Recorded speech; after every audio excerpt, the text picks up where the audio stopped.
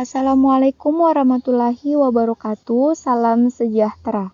Selamat datang di Learning Manajemen Keuangan Syariah. Saya Lia Priyana NIM 182900002, Program Studi Manajemen Keuangan Syariah Semester 4, Institut Agama Islam Negeri IAIN, Parepare.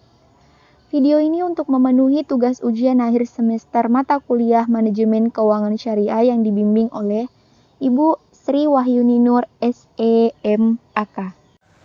Di video kali ini saya akan menjelaskan tentang rasio. Saya akan mengemas video ini dengan bahasa sehari-hari dan mudah dimengerti. Jadi besar harapan saya kita tidak buta lagi tentang rasio. Jadi kalau teman-teman mau jadi investor atau mau beli perusahaan nih, udah kaya mau beli perusahaan, kita bisa menganalisanya dengan rasio. Ini salah satu caranya meskipun masih ada cara lain. Tapi biasanya cara ini yang paling sering digunakan oleh orang lain. Apa sih itu rasio? Rasio adalah rumus yang membandingkan posisi akun pada laporan keuangan yang kita dapat. Jadi nilainya nanti tuh bisa kita terjemahkan, bisa kita baca, apa sih artinya gitu. Rasio itu ada 4 teman-teman, secara garis besarnya ya. Yang pertama rasio profitabilitas. Rasio profitabilitas itu apa sih? Rasio yang mengukur kemampuan perusahaan dalam memperoleh laba. Jadi kata kuncinya adalah profit atau laba. Jadi rasio ini mengukur kemampuan perusahaan memperoleh laba. Bagus nggak ini perusahaan? Kita ukur dari rasio profitabilitasnya. Rasio yang kedua, rasio likuiditas. Kata kuncinya adalah liquid, cair. Jadi rasio ini mengukur kemampuan perusahaan dari sisi kelikuiditannya atau dari sisi kecairannya. Seberapa liquid perusahaan ini kalau tiba-tiba perusahaan ini bangkrut. Misalnya tiba-tiba perusahaan ini drop, tiba-tiba failit, sanggup nggak dia membayar hutang jangka pendeknya? Yang ketiga, rasio solvabilitas. Sebenarnya teman-teman, rasio likuiditas dan rasio solvabilitas itu hampir sama. Bedanya, rasio likuiditas itu kemampuan perusahaan dalam membayar hutang jangka pendeknya. Sedangkan rasio solvabilitas itu juga melunasi hutang, tapi hutang jangka pendek dan hutang jangka panjangnya. Jadi rasio ini mengukur total keseluruhan hutangnya.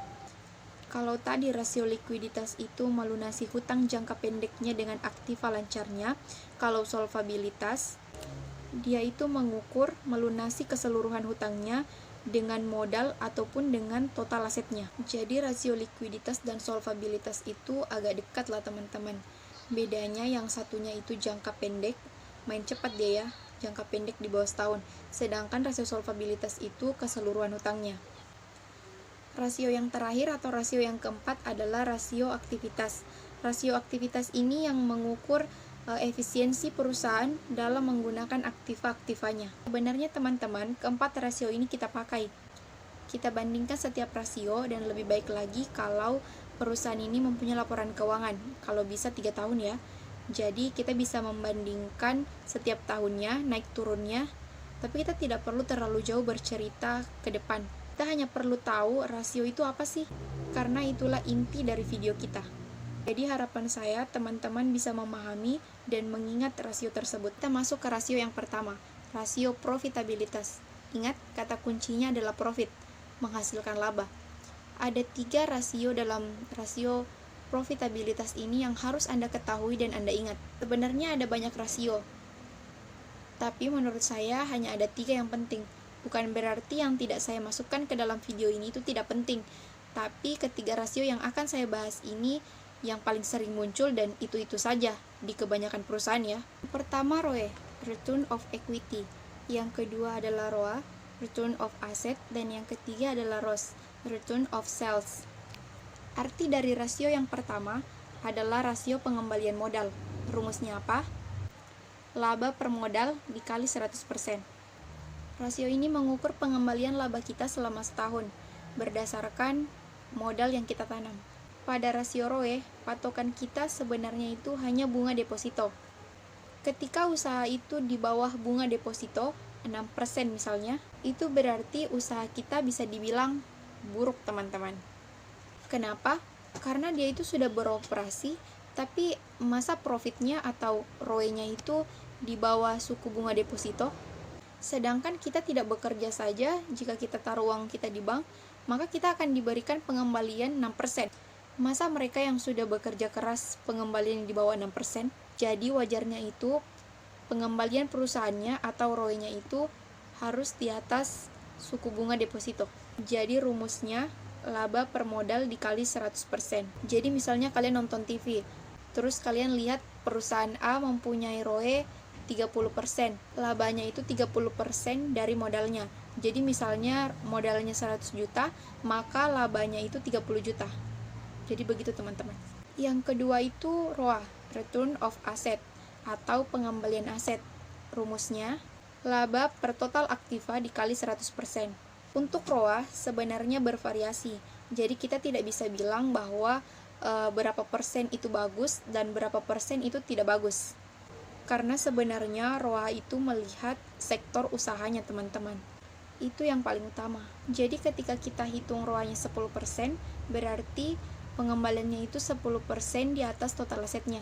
Tentu kita tidak bisa membandingkan ROA kontraktor dengan ROA misalnya restoran. Kalau restorannya sewa, asetnya kecil, tentu ROA-nya itu tinggi, ya kan?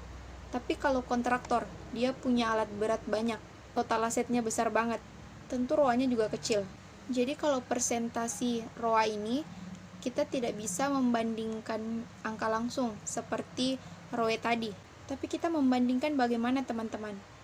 Kita membandingkan tiap tahun. Jadi kalau ada 3 laporan keuangan yang kita kaji, 3 tahun kita lihat laporan keuangannya teman-teman. Disitulah kita membandingkan apakah dia naik atau turun. Yang ketiga itu ROS, atau pengembalian untuk penjualan. Ini juga sama teman-teman. Rumusnya adalah laba per penjualan dikali 100%. Jadi logikanya adalah dari penjualan setahun itu, berapa persen labanya? Misalnya, penjualannya 100 juta, ROS-nya 10%, maka labanya 10 juta. Nah ini juga sama teman-teman, seperti yang saya katakan, harus dilihat dari sektor usahanya. Setiap sektor usaha pasti beda-beda, karena ada namanya COGS, atau harga pokok penjualan. Itu juga ikut mempengaruhi teman-teman. Untuk rasio ROE, itu memang kita bisa langsung ambil penilaian dengan bantuan suku bunga deposito. Tapi ketika rasio ini, kembali lagi teman-teman, bagaimana cara paling efektif mengkajinya? Dengan membandingkan laporan keuangan setiap tahun. Jadi kita harus melihat naik atau turun, kita kaji alasannya kenapa. Jadi kalau teman-teman nanti bekerja sebagai analisis, kebanyakan sih rasio ini dipakai di rasio profitabilitas. Jadi teman-teman harus tahu manfaatnya apa. Selanjutnya rasio likuiditas. Ingat teman-teman, liquid untuk membayar hutang jangka pendeknya. Sebenarnya rasio likuiditas itu ada banyak sih sebenarnya. Cuma ada 3 yang populer. Current ratio atau rasio lancar, quick ratio atau rasio cepat, dan cash ratio atau rasio kas.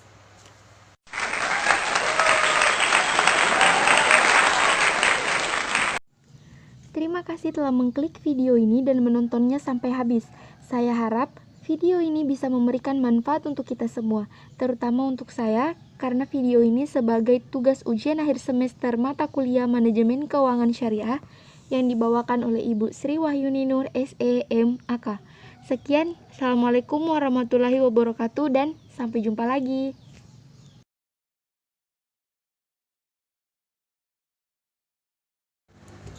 Wah, hati-hati kok jalannya, aku mah terenca-terenca. Yang ribu. Apa sih itu rasio? Rasio adalah rumus yang membandingkan posisi akun pada laporan keuangan yang kita dapat. Jadi nilainya nanti tuh bisa kita terjemahkan, bisa kita baca, apa sih? Tapi hutang jangka pendek dan hutang jangka panjangnya. Tetapi